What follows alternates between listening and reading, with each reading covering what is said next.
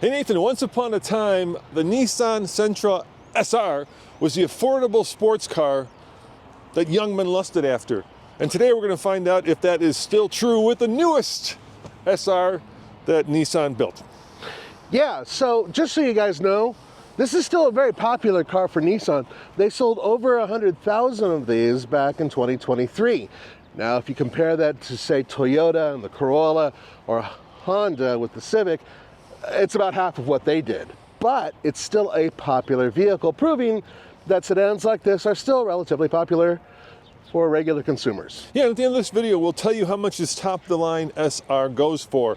I'm going to cut to the chase, Nathan. I'm going to say the reason you buy a Sentra as opposed to a Civic or as opposed to a Corolla is because of value and comfort. You are absolutely right.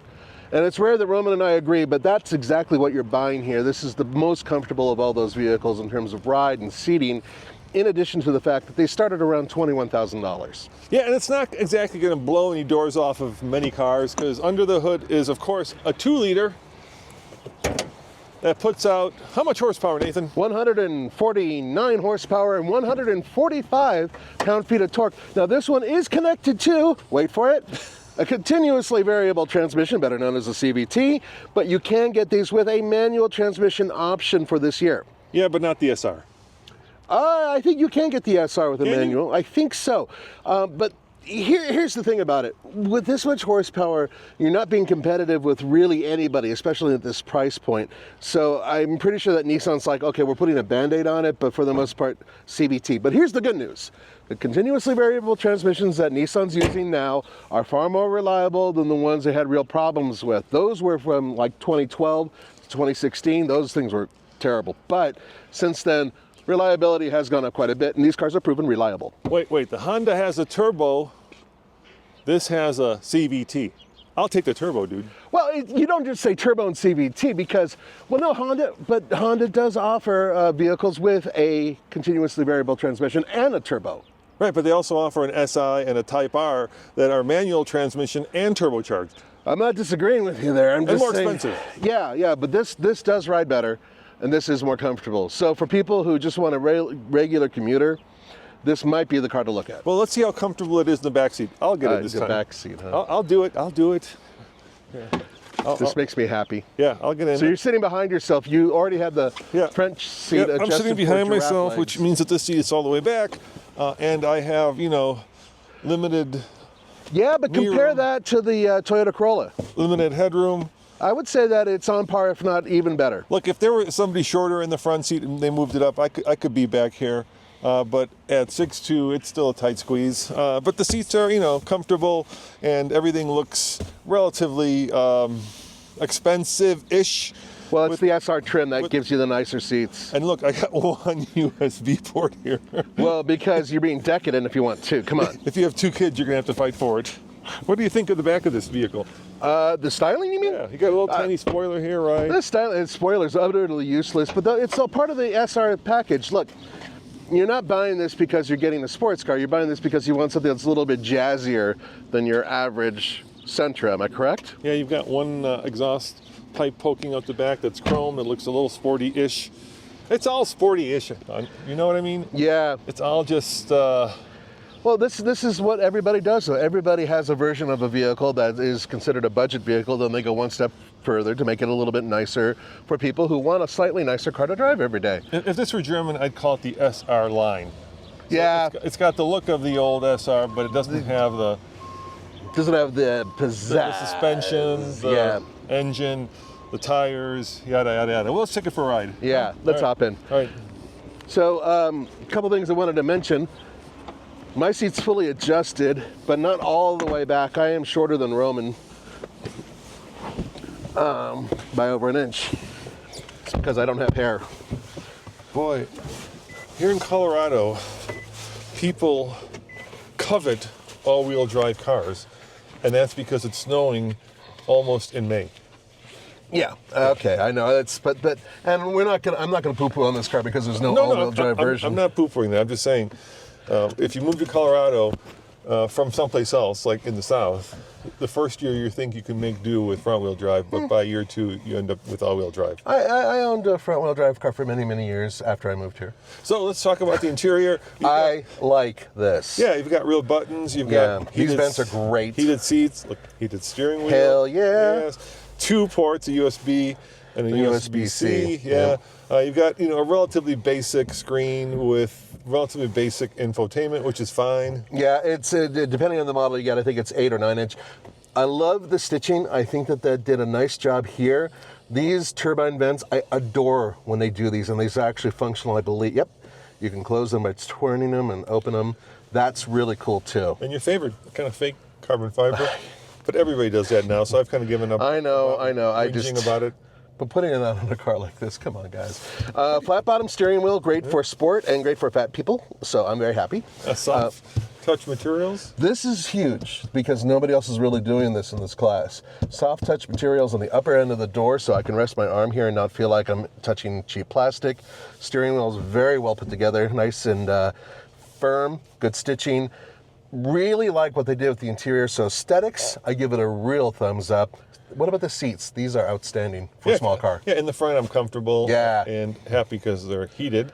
I also like the fact that you've got dual zone climate and look, a volume and a tune. This must be old, Nathan, because by now, if this was refreshed, that'd be all in the screen. Yeah, Nissan made a point out of almost all the vehicles, even in some of the newer ones, to where they still are using real buttons and real knobs and real dials throughout their vehicles. I'll give them a lot of credit on that.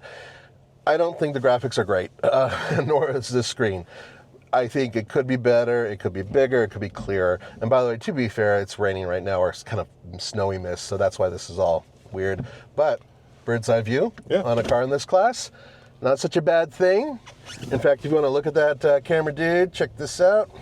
Little 360 view as we go around parking lot. Yeah, but one of the problems is, of course, with raindrops and all that, you actually start to lose some of the effectiveness of the screen. But that happens to all cameras. You can't blame Nissan for that. I'm not blaming them for that. Early TFL, Roman and I tried taking a Nissan product. We put paper around the glass on the outside, and we saw if we could drive it around a parking lot using the bird's eye view. Remember that? Yeah. That was an Infiniti. That was early TFL stuff. I also like the fact that I do have enough headroom. I do have enough shoulder room. I mean, these are pretty small cars. But Nathan, I don't mean to be pounding on this. It's just hard when the Camry, when the Corolla and the Civic are out there. This just feels old and dated compared to those. I'm going to hit the sport button, which doesn't exist, and I'm going to accelerate. Okay, you go for it. Pretend sport button. There's nothing here. For an SR? There's Eco. Well, so I took it off of Eco. It's not off of Eco. Here we go, accelerating. Here we go. Can the human body take this much acceleration? The G-forces are forcing the remaining hairs out of the back of my head. Okay, that's enough. I think we've tortured the audience enough. One of the things about the continuously variable transmission is the simple fact that it is grinding on the soul if you want sport out of it. And Nissan tried this before. If you remember the Nissan Juke, that actually had a really beefy little 4-cylinder engine in it. It was turbocharged, and it was kind of sort of fun. Then you got on the highway and it had this grinding, horrible noise, and it was just like you didn't want to drive it anymore.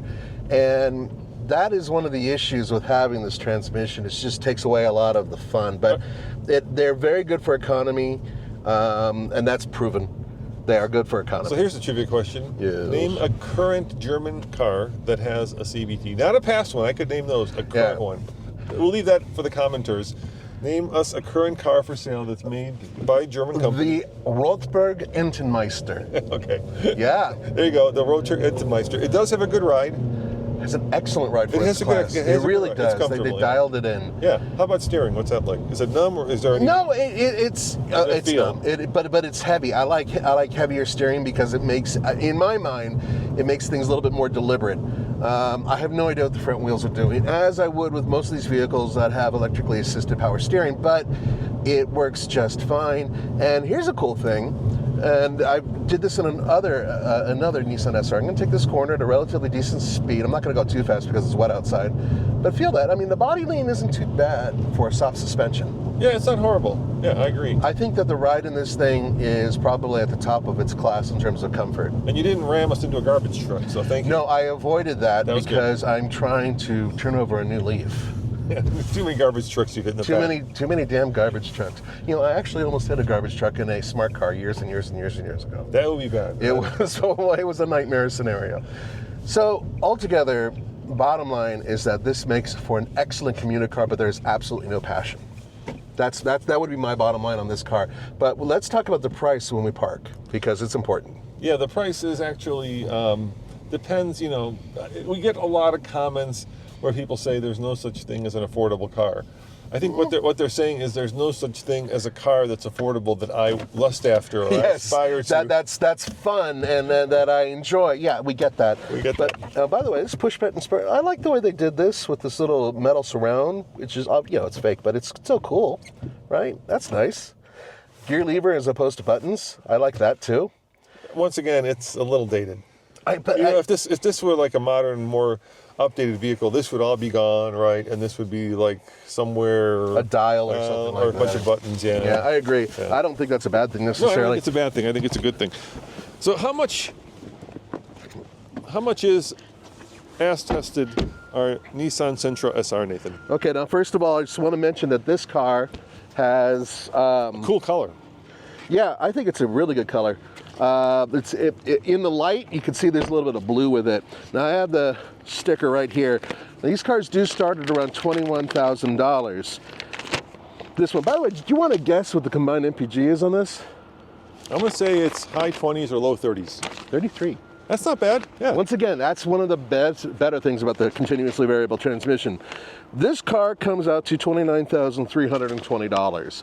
That's MSRP, and that is after destination charges. And I'm betting, unlike, the current crop of cool Toyotas, I'm talking about the Land Cruiser, the 4Runner, the Tacoma, there's no markup on these. I bet you can get this built close. You actually might be able to negotiate a less expensive price. But the SR, remember, this is a color package. This is a stickers package. It's a wheel package as well. And so you can get these painted wheels. You don't necessarily need all of this to get this good car, though. You can get a decent car like this. Once again, decent. I'm not going to stroll its performance or anything like that. Yeah, but there's just thing I can't get past. Like, I hate the chrome right there. That's just so silly. Oh, this little Nissan I hate chrome. This fake little like nostril. But everybody does stuff like that, though. I mean, I'm not just going to call out Nissan for that. Almost every automaker does fake vents, and I hate it. I agree with you, but I mean, they're just following the trend. Nissan needs to lead the way. The Sentra, back in the day, the Sentra used to be, they had versions of it that were like a real performance bargain, and they were great. They had the SER and stuff like that. Those things were super cool. And I wish that they would bring them back in such a way to where they reminded me of the past instead of just being kind of overcooked. All right, on that. There you go. I mean, I guess it's simple. Look, not a lot of passion here, but this is what I think a very comfortable commuter car that is affordable and economical. Yeah, and comfortable. All right, thanks for watching. Remember, check out alltfl.com for more news, views, and of course, real-world reviews. We shall see you next time. Ciao. Bye, guys.